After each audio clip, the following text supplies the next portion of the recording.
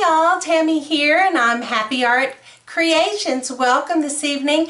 I want to go over a few things with you real quick because, in life, if we say we didn't prepare for things and we just ran in and say we were going to do the laundry, but we didn't have any laundry soap, or we were going to do the dishes, but we didn't have any dish soap, or we were going to clean the bathroom, and we were all out of everything because we weren't prepared. We didn't have the supplies on hand. We didn't get things done. Just like a Christmas tree, if you're going to put up a Christmas tree, right? Well, I guess you could put it up without all the decorations or anything like that. But you have to have those things ahead of time, right? So I'm working on trinket boxes. And I was going to have a 2 art fair. One was last month, actually, supposed to be. And then the other one was supposed to be in May. Well, we're in quarantine, so we're not going anywhere, and they've been canceled or they have been moved to a different time, which is fine. But in the meantime, I have lots of stuff ready to go. But I thought, well, in the meantime, I've got a fall one that's coming up. Let's get ready for that, and the fall one will be great for Christmas, great for other little things. I've got things that Mother's Day's coming up in May, Father's in June. There's still some things that you still can have you can do, okay? There's lots of things you can work on, but if you don't prepare for them and make sure that they're done right and set it up, just like when we set up our canvases, we usually tape the back of everything just to make sure that the back of the canvas stays clean, those kind of things. Those little things do matter. So I want to show you real quick a few things of what I'm going to do, the preparation that I take. I'm not going to paint, I'm not going to do any of that. I just want to do a quick video to show you the things that I use, the importance of doing them. Okay, I did a few trinket boxes. Here's one right here. I'll never get this camera right. And in the inside, see, they open up really nice, and I kind of blinged it out, and I put some gold, my favorite, my gold. I've got all different sizes, like here's a little box right here, all different sizes. I've got this one right here. They're beautiful. They're beautiful. Different methods of painting on all of these. Some of these are, this one here is a whitewash, and it turned out beautiful, and I thought, well, this would be really nice for a guy or a man. I think it's very beautiful, or set it on any table, and I kind of blinged it out on the inside. I had 2 others. I actually sold them just through a video that I had done on my Facebook page, and someone saw it and they said, hey, I want them. But anyhow, the preparation takes time. These things are not easy, okay? They're very time consuming. They're tedious at times, and that's fine. I don't mind doing it because I love the outcome. But it's important that I take care of business before I get to this part. I can't do any of this until I do this other stuff first. Okay, so one thing you have to do, I've got this little box, and I found this one at Dollar General, but you know what? It's a really sturdy box, okay? Not all the boxes are the best quality, and I decided I'm not going to get those. I'm going to get the ones that are really, they feel good, they're thicker, they just feel better, because some of these, I had to really work hard to make sure that they looked quality when I was done, because I don't want to have anything that doesn't look, right? So on this one actually had a design on the top, and I'm working on sanding. I'm going to paint right over that. It doesn't matter. I'm not interested in this, okay? But the important things that I did do is that I took off all the hardware, the stuff that, the opening and closing stuff, the things in the background, the little latches in the background, hinges, anyhow, and I put them in a baggie. And I say, this is a 4x6 rectangular box. So I make sure I measure, and I put everything in there, and until I'm ready, I keep that bag in there, and when I'm working on it, I keep it close by, because when I'm in between stuff, I make sure that, pardon me, that this little baggie gets back in there, okay? So I do that, and so that's an important thing. Make sure you keep up with your little hardware, all right? Another thing you need to do, which is very, very important, okay, because one thing, if anybody knows about wood, especially new wood or untreated wood, like this one right here. I've actually started on this one. So like this one here, it goes to a really cute like little ring box, and I had made one of these. I wish I had it to show you, but you know what? No, I don't, because it's sold, and I'm very happy about that.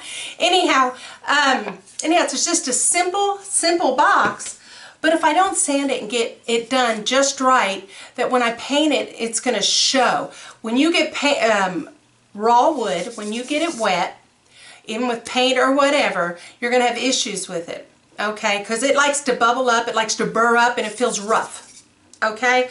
So what I like to do before I do anything else, and there's wood tone, and a lot of these boxes, they might have little pieces here. I can tell already that this box probably has 1, 2, 3 pieces just to this top. It's a beautiful round, it's very sturdy, everything looks nice and neat, except it has some rough spots on it.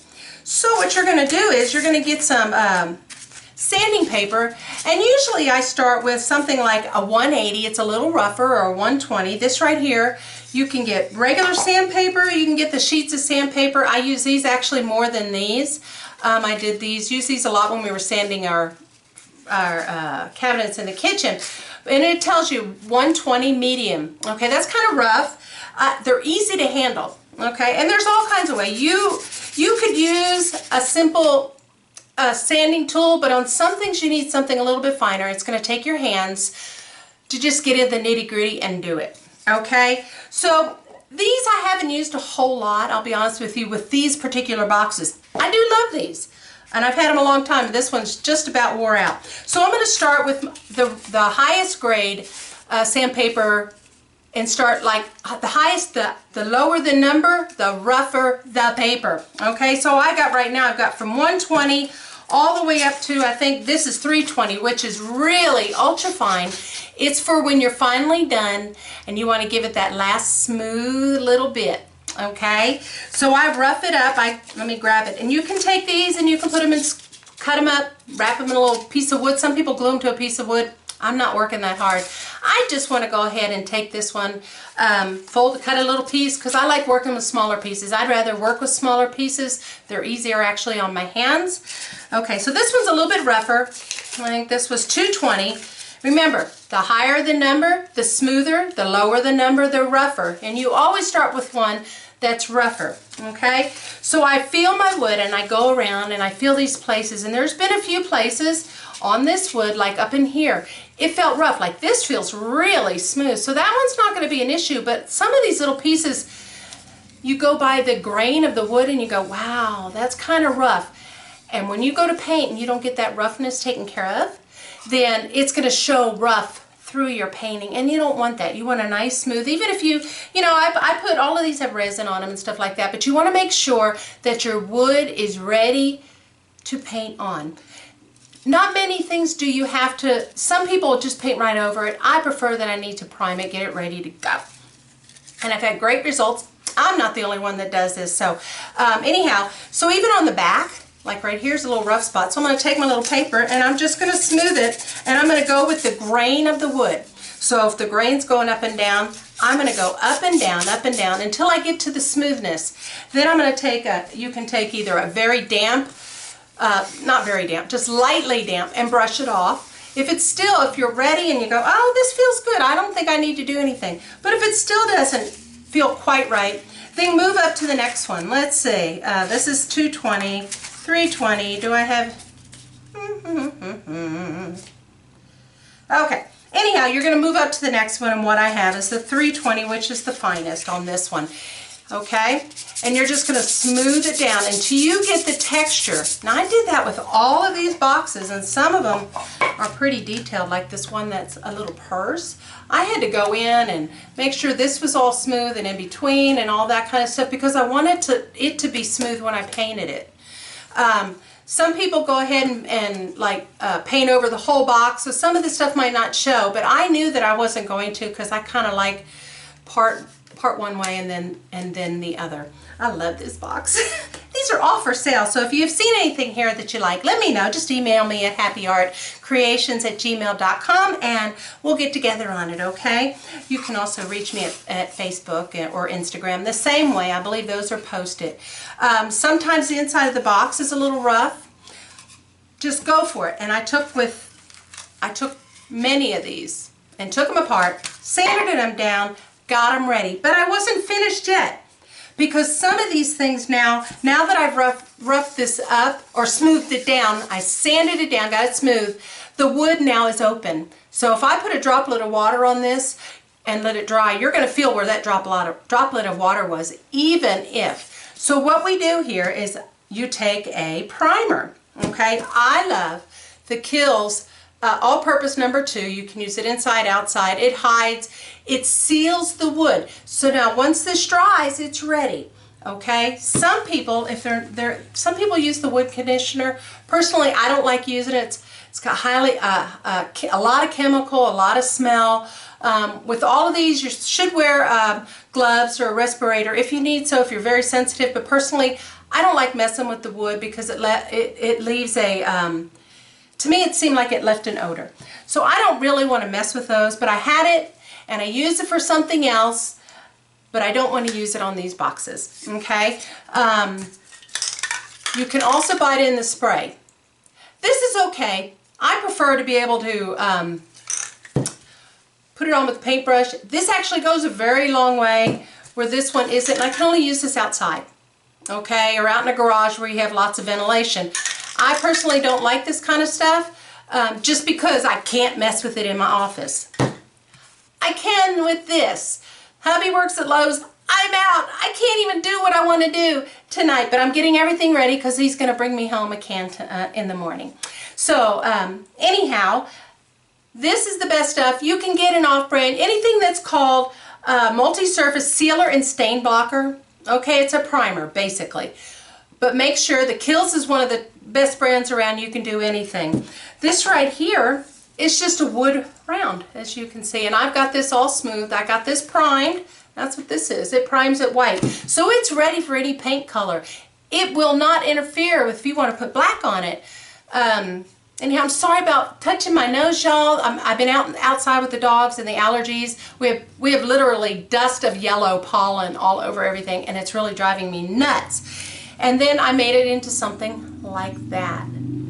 So I just did a beautiful pour on that, and then I covered it. I painted it with an enamel white paint, which is water resistant.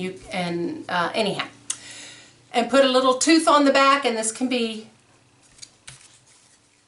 put up in any room. They're beautiful. They're simple little round wood blocks. Now, we always, I do. Remember, tape is your best friend. Make sure the things that you want to stay nice on the back, that if you don't want them messed up with anything else after you've sanded and you primed, until the very end when you might paint the bottom of this, after all of that's done and dried and cured, make sure you tape it, okay? Anything on these boxes here, if you don't want them painted, you don't want paint on them like these, I literally, right here, oh, well, not on these here. But if I had, say, the edges right here, if I didn't want that painted and say, I just wanted to leave the natural wood, I would have to tape all of that. So make sure you take the time to prepare for your beautiful art project so that when you're finished, they turn out beautiful, that they are worthy of anybody's home, and you'll be proud of what you have in front of you. And to me, that's important. I want whatever I gift or whatever I sell, I want to be proud that I've done my very, very best and that they'll be loved. And that's what I want to do, spark some happy in someone's heart. So take the time to do your prep work. Okay, did I forget anything? I don't know. I don't think so. So let me show you real quick one more time my boxes. They're most beautiful. I did sell 2 just recently. I was kind of, surprised. But I did put some, you can put either velvet on the inside. If you choose to, you can also put felt. I put some felt in these and they looked really nice in the 2 that I did sell. I haven't finished those actually. But if you do, just, you can get, I think the felt, oh gosh, go to Walmart. I'm not sure about the little satin or the velvet or whatever that you can put inside these boxes. Preparation. You can do it. And when I do go, and when I am ready to decorate these, and I've got all my prep work, we'll have another video just to show you how the steps that I took to do these things. Anyhow, Thank you for visiting me today here at Happi Art Creations. I'm excited for today. I hope your day is grand. I hope your evening is even better. So have a good day. Toodaloo. Bye-bye.